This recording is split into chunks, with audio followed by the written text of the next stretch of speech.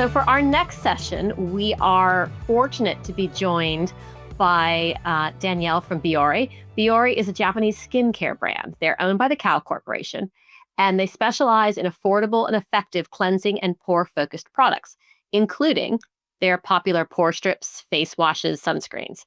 And the brand's origins actually trace back to 1887 with the founding of Kao Corporation, when they set out with a mission to create affordable, high-quality facial soap. And Biore, as a part of Kao, has maintained loyalty and relevance through continuous innovation, leveraging its parent company's scientific research so they can offer new products, stay connected with younger audiences through modern marketing and engagement.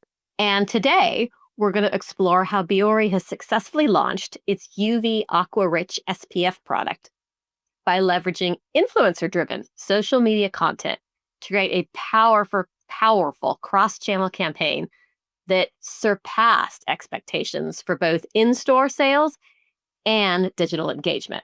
So a really different kind of story and a different way of thinking about how we're engaging with customers, which I'm really looking forward to.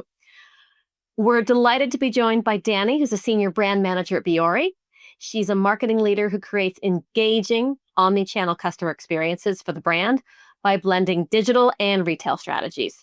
Her expertise in CPG and marketing allows her to navigate consumer trends and use data-driven strategies to strengthen Biore's market presence. I think we're going to hear a little bit about that as we go through. Dani's going to be joined by Lisa, who's the Senior Director of Owned Media at Blue Wheel. Lisa leads teams across SEO, organic social, community management, lifecycle, and she focuses on building integrated customer-first, theme here today, strategies that connect brand storytelling with measurable performance.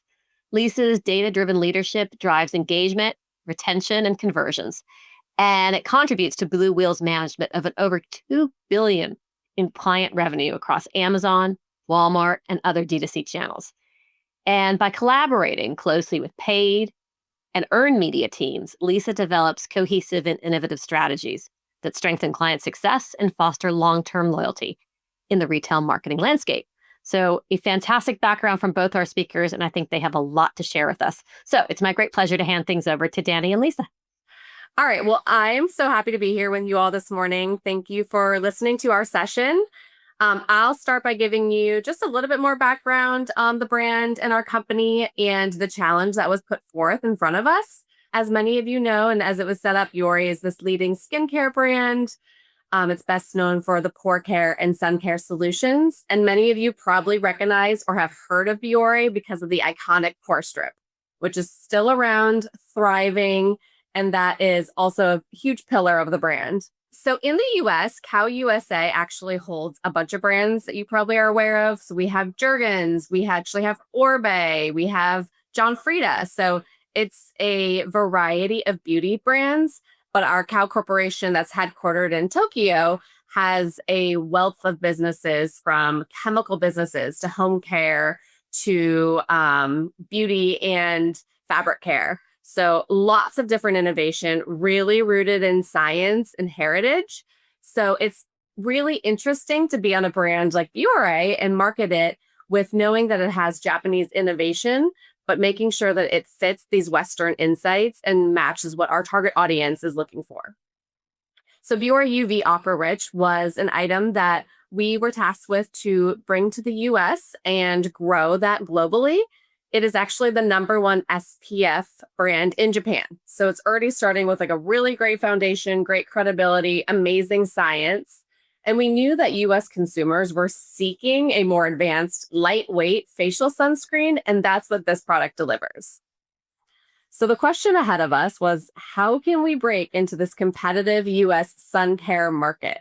As many of you may know, or maybe not, it's an incredibly saturated market, and there are some very dominant and established players in this market, which makes a challenge for new entrants. And even though Biore has a long history of being in facial care, sun care is new for the brand. And so it's a harder market to break into. And so at the same time, though, we knew that we had an opportunity here. We knew that consumers wanted something more lightweight, no white cast. We knew that they wanted skincare ingredients in their facial SPF and for it to do more than just be a sunscreen. And so we knew that we had an opportunity to have a stance here and to make a splash. And so knowing that, we really had to figure out how to leverage the Japanese innovation and the credibility, but bring it to the US in a US branded Biore voice with a great marketing tactic and digital first strategies. We kind of soft launched it in 2022, and then it went much bigger into the next couple years. So the success grew over the last 3 years. But when we launched it originally, it was all very digital first, very scrappy tactics. But we did partner with some big influencers. So Meredith Duxbury, if some of you may know, she's popular by putting massive amounts of makeup on her face and then blending it out. We had her put massive amounts of sunscreen on her face and to show how blendable it is, even when she was overusing it. So very thumb-stopping, engaging content. That plus other tactics really helped this product go viral on TikTok, which then snowballed into a lot of other success. We got the Allure Best of Beauty Award. We had multiple TV segments like the Today Show and lots of other press mentions. That just helped the momentum of this brand continue. So at this point, we knew that the UV portfolio had legs, but it was only e-commerce only. So we quickly realized that there was an opportunity to turn this viral moment into sustainable growth and go further into distribution in the market. So we started a really big awareness campaign through 2024 and into this year, which all leads to the success that we'll talk about here in the coming moments. But as it continued to grow, we had a really big full funnel approach. So we went much bigger with our marketing last year and this year. So we partnered with more top tier creators. We also partnered with trusted dermatologists. So it's great to have that backing and build credibility. And then we partnered also with a couple culturally relevant events. So being where our audience is helps keep this brand top of mind and also helps with trials so people can sample it and try it. So you would have seen us at Stagecoach, Coachella, sporting events. And then we also had a global ambassador, a K-pop band, which is their name is the Stray Kids, which I didn't even know how popular they are, but they're extremely popular in the US as well.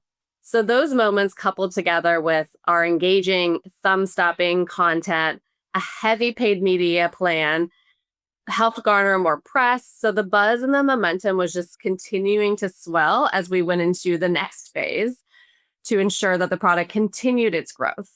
And all of that led to, and it was years of work. These things don't happen overnight. So years of work and being very strategic, we were offered an opportunity to have packs in the Costco in the US. This was a major win. If anybody on this call is in a CPG company and has tried to gain distribution at Costco, it is very hard to do. And they're very, very selective about the brands and the packs that they select. So this was a major win. Costco was very impressed by the virality of the brand. They love to have items in store that consumers have seen on social media and have a strong fan following. They loved the unique proposition of it having the Japanese innovation, really great skincare benefits, but at an affordable and accessible price. And then the global presence really helped them know that it was going to be a sustainable and had really good staying power to sell through in their stores as well.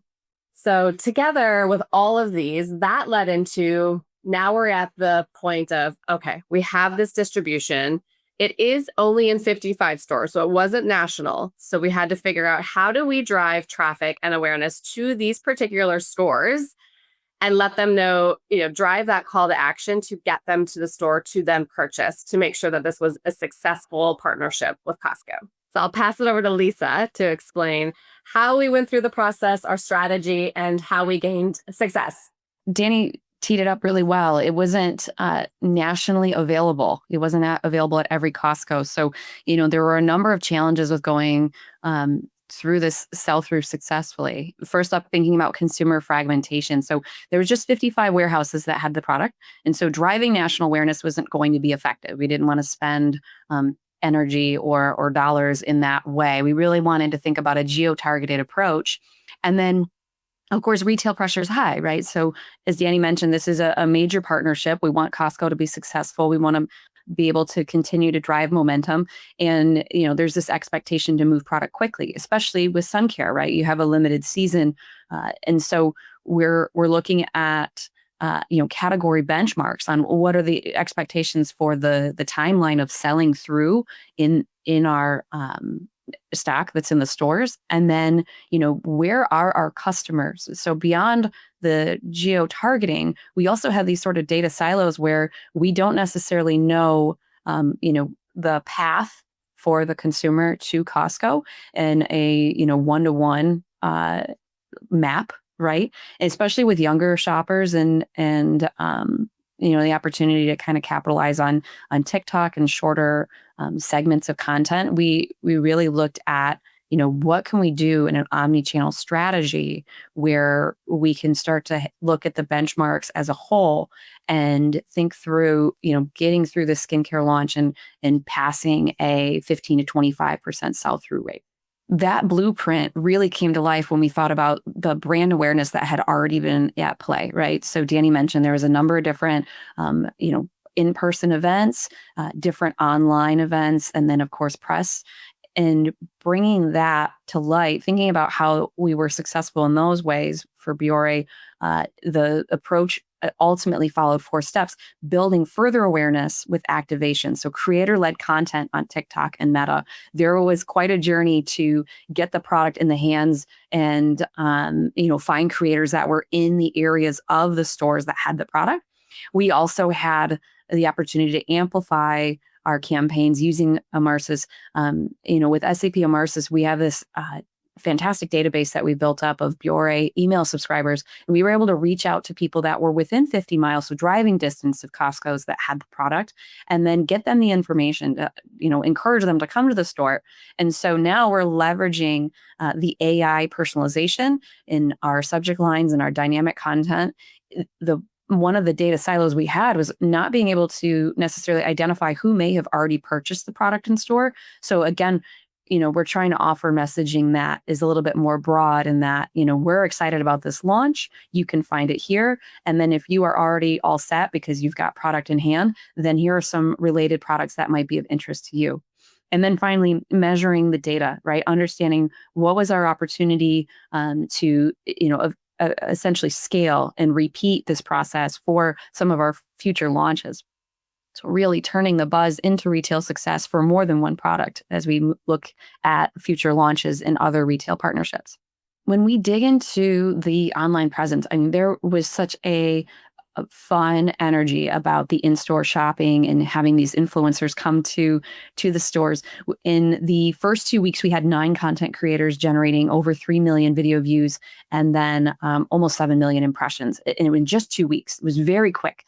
The TikTok thumb stop, so thumb stop's actually one of Dani's favorite metrics. So really, when you're scrolling through and you stop, that engagement, it was 15%. It was 3 times the average that we were seeing.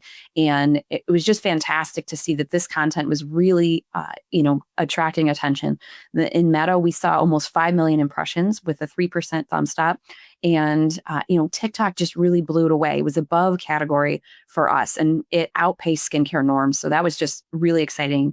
And again, when people are coming to Costco, they're not necessarily aware of what's going to be at the retailer before they get there. And so when customers come to the beauty section to see what's there, now they have that awareness of the product. They know what they're looking for, or they've heard about it before. Maybe they didn't stop in the aisle specifically for it, but they've seen our content. They're aware of the product. They understand the backstory of, this is #1 in Japan. And then, it's such a great deal. So it's an opportunity for them to get it in their hands, try the product, and, become a loyal fan. I talked a little bit about the emails. So we had a great, base for our contacts to dig into and look at who was within 50 miles of Costco. And we used those AI-driven subject lines and dynamic product recommendations to really personalize the experience. We saw fantastic results. We had over 56% open rate and a 6.6 click rate. So that's much higher than our benchmarks, right? So 14% open rate is more average, and then a 3.5% click rate. So double the click rate. And as you can see in the email creator, we gave them the opportunity to go check if their Costco has it. The secondary CTA was to just go buy it from the .com. Now the same offer was not available online, but if it was something where, a consumer might not be able to get to the store they could still get the product in their hands. Now, we saw this fantastic halo effect. We saw a 900% year-over-year Google search lift for the product terms. So on the product detail page, there was just this surge of traffic during the sell-through period. And ultimately, we saw a 30% sell-through in 3 weeks at Costco. So people were looking for the product specifically online. And again, just this great halo effect where they're looking for the product. They're very aware of it. They want to get it in their hands and use it during sun season, which was ultimately our goal.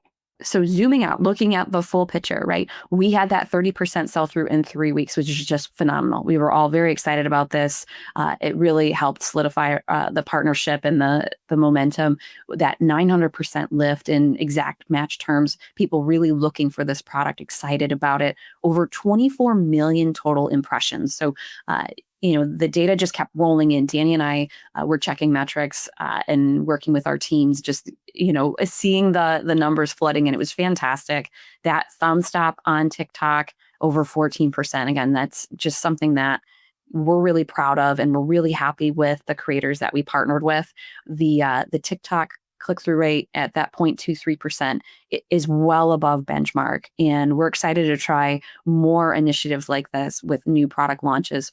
And we're always looking for opportunities to expand on our email efforts and think about, where can we follow up and what are some of the complementary products that a new Biore customer might like to try. So that's something that, as an omnichannel strategy, we're looking at every channel and how it plays into the bigger picture of a customer journey. I'll wrap it up with the payoff. So, if you are working with influencers, there are some metrics that we like to look at. Ultimately, when you're investing in influencers, there's a different ROI than there would be in, paid advertising. And so for this particular launch, we saw 26 times the ROI from our influencer generated content. And ultimately, all of these different channels working together, we had 30% sell through in 3 weeks.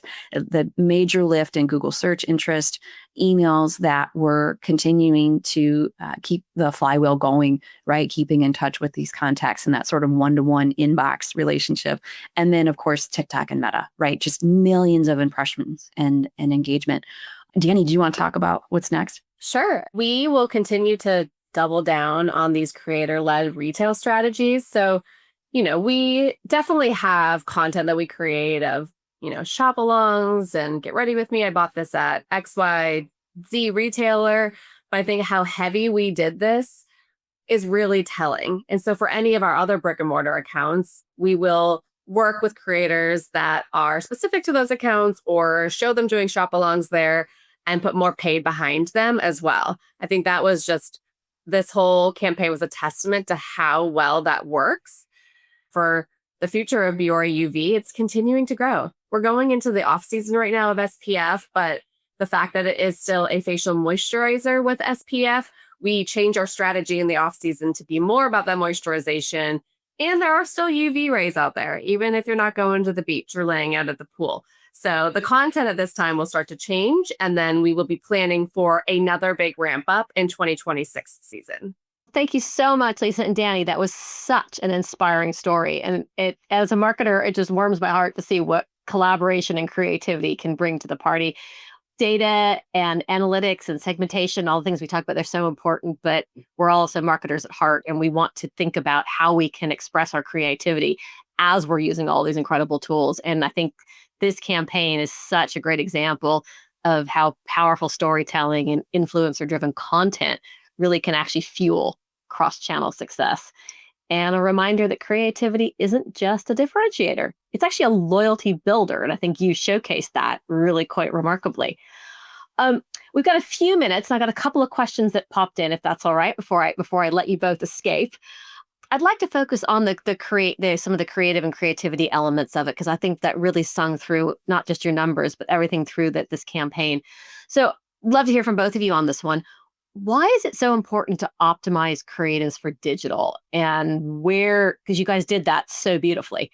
Mm-hmm. So why is it? And then where is it easy for marketers, for all of us to go wrong and lose the impact we're looking to have? In the digital world now, I think a couple of years ago, they said the attention span of people watching online was 6 seconds. It's probably 2 or 3 seconds now, probably less. 1 second. You're scrolling through. So you have to have what Lisa likes to call the thumb stop. You have to have a really good hook, and it has to be something so engaging up front that you want to stop and watch it. And then after that, you get past the 2 to 3 seconds, you have to continue to make sure that you have good storytelling. And not only that, but you have to make sure that the content is right for the platform. What works on YouTube doesn't work on TikTok. What works on TikTok may not work on Instagram. And none of those are going to work on TV if you're doing TV. So you have to make sure that you tailor the content for the platform. And particularly for this, we led heavily more into TikTok creators, but there can be a little bit of a mix between TikTok content and Instagram Reels. So we did have some efficiencies there, which was really helpful. I think one of like the pitfalls that I think we see a lot in other brands' marketing campaigns, and we've learned it ourselves, is that you do not have to be so heavily focused on aesthetics and brand messaging. Those things we've had to, in our very trained brand marketing minds, like let go a little bit. Like the content has to come through authentic. Otherwise, it feels too salesy. And people like to see authentic content, someone truly giving their opinion. And that's what makes someone feel like they want to go buy. Someone's talking about it that looks like me, has the same issues as me. Now I need that product because they explained it in a way that was so authentic to their audience. So I think those things we took into account with this campaign and all of our other campaigns we do as well that work really well for us. Lisa, can I ask you a question a little bit more about loyalty programs and lifecycle marketing and how you see that supporting kind of some of the retail sell-through in launches like this one? With the, purchase journey, there's an opportunity to check in with customers post-purchase. And so, I mentioned, we don't have a one-to-one of who went to Costco and bought it, but we do have our audience, we have our email subscribers, and we can check in with them on, hey, did you check it out? I really love to send like 1-question surveys in email. So essentially your main message is, did you buy this at Costco after you saw it? Yes or no? And then when they click through, they get a landing page and it's a little bit more focused from there, right? So, if they said yes, now you can explain, follow-up products that are complementary. And then when they purchase through the website, they can also become a loyalty member, right? And so now you have the sustained velocity where, your email and touch points are really bringing to surface like all of the benefits of being a loyal customer and what some of the perks are, right? So, if you make so many purchases, you get this promotion, you'll be the first to know about next launch. And especially with like a Costco, like that value pack, now you could be first in line to get on the list and know about it before it's out on the shelves. So great ways to throw in perks. It doesn't necessarily have to be a dollar value. Sometimes it's just being first in line is a nice perk. I love that, so that you're not at the end of that giant line, and by the time you get to the display, they're all gone, Right. which is the last thing anybody wants, right? I mean, again, it's that we've all been there, right? So that's not what you're trying to achieve. You want to make sure that really valued customer gets the product they want, feels good about it, and then is coming back hopefully for more and is engaged with you as a brand. Well, thank you both very, very much. I think it was a really fantastic story. And I think we all really enjoyed being exposed to a really different way of thinking about it. And your results were impressive, to say the least. So congratulations. I'm sure that's a very exciting foundation to be building, I'm sure, your next set of campaigns. And looking forward to hearing more and perhaps having you back another time to explore some more of your successes. So a huge thank you again to Dani and Lisa. If you'd like to connect with them on LinkedIn, you can follow the QR codes on the screen. And Dani, Lisa, thanks so much. And we look forward to seeing you back another time.